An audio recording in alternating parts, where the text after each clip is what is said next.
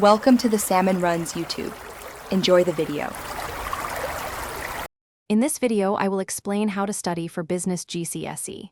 First, let's dive into understanding the syllabus. It's crucial to know exactly what content will be assessed. Next, we'll explore how to master key business terms, which form the foundation of your understanding. Then, I'll share some highly effective revision techniques to help you retain information.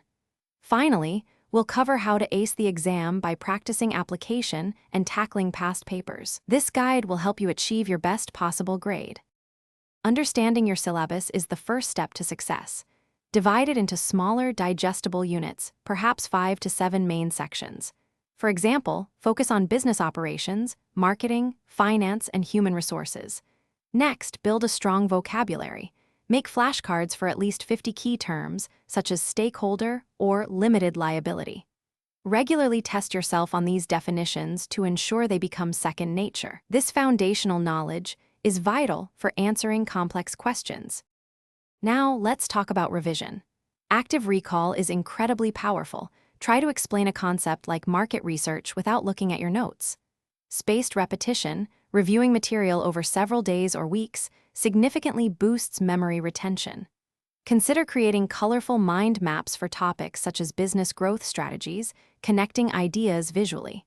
A fantastic method is to teach a concept, like different types of business ownership, to a friend. This forces you to articulate your knowledge clearly.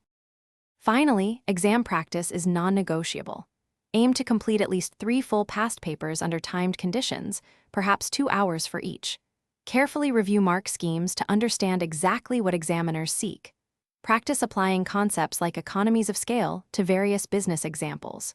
Focus on developing analytical skills, explaining why and how decisions impact outcomes. This consistent practice builds confidence and refines exam technique, preparing you for success. Thanks for watching. Consider subscribing if we helped you.